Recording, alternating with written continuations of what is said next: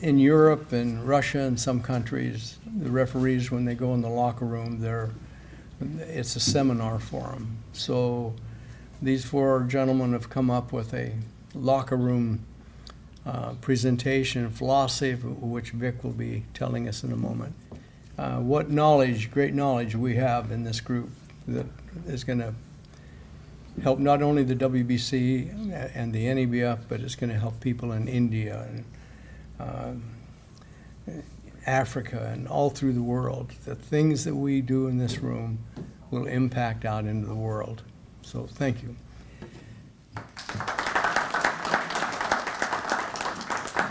So we will hear from the referees first. Vic, if you'll come up. And Vic has been a referee in Nevada for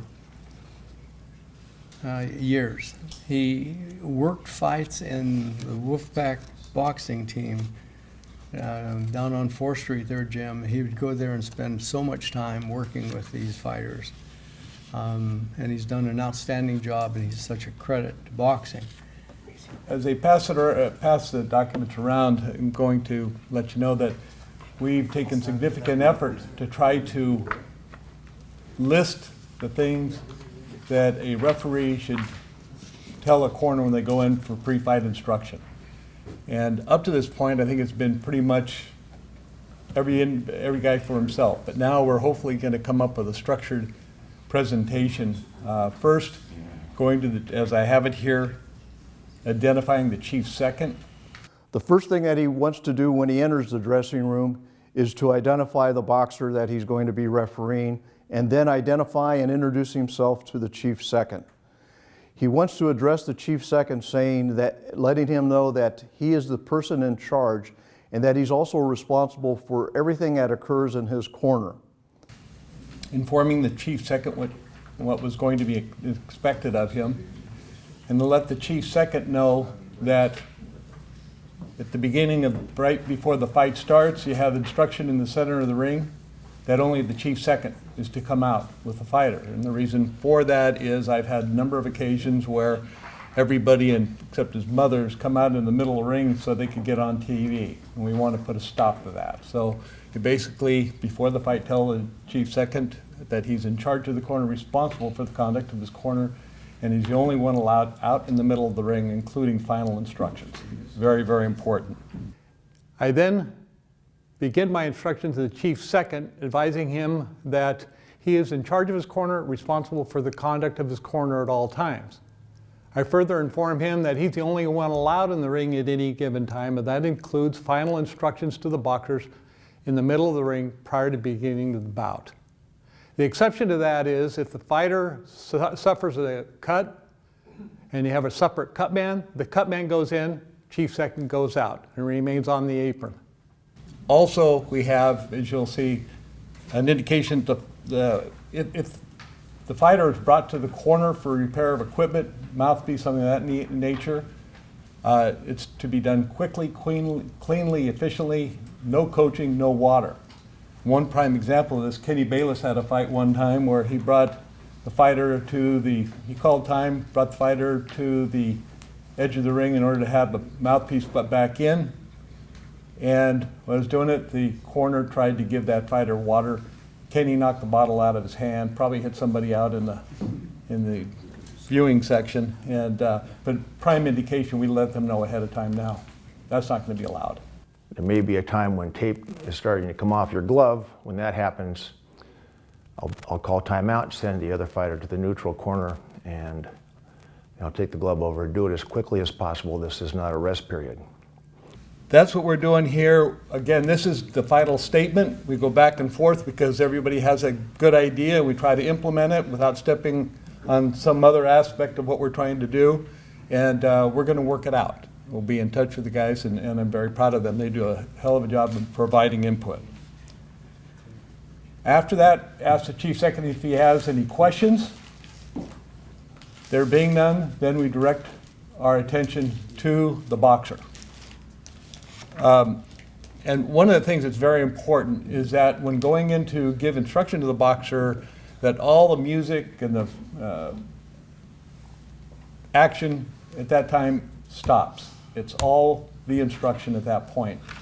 So we make them turn off the music, the videos, whatever they've got going, stops right there and give the fighter an indication what's going to be expected of him. Confirm how many rounds the fight is scheduled for. Make sure they're familiar with that. First thing I'm going to do is verify or confirm the amount of rounds we're doing tonight. So we're going 12 rounds tonight, is that correct? Let the fighter know the 3 knockdown rule is not in effect.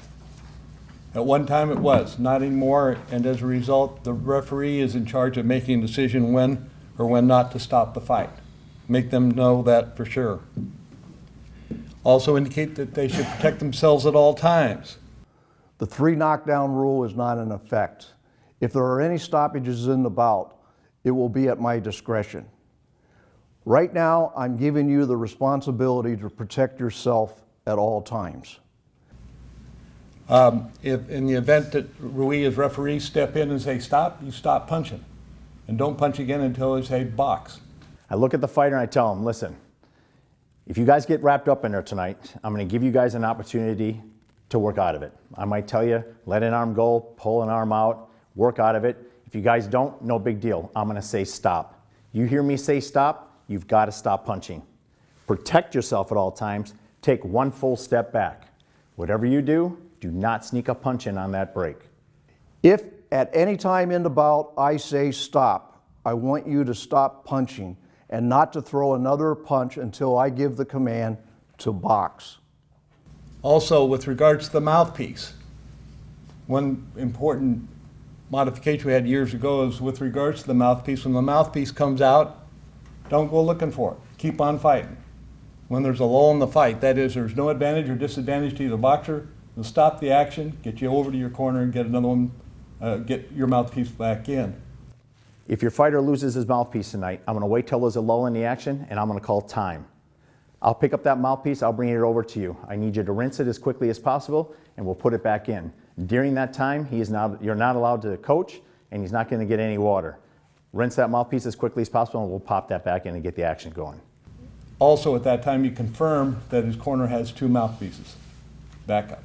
Very, very important. If there is a knockdown, stop punching. Do not throw another punch. Once the command for stop boxing is made, the count is started, and the count will continue until 8, and then allowed to go on, or 10 to stop the fight. If you hit your opponent tonight and he goes down, do not hit him while he's down. You could get disqualified. He goes down, I'm going to say down, corner. I need you in that furthest neutral corner and stay there until I give you the command to come back out and box. Bring an end to it. At that time, if there's ever an effort, and it does happen, you turn around as you're giving the count and you see the opponent coming out of his corner.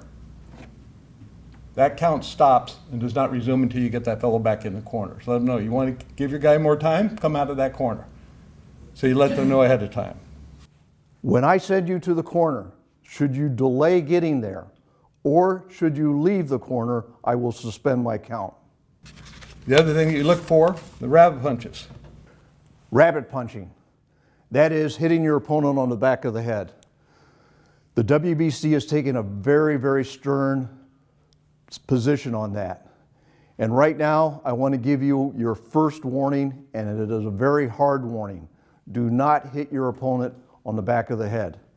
However, should you be throwing a punch and your opponent turns his head, causing you to hit him in the back of the head, that was your opponent's doing, and I will take action accordingly.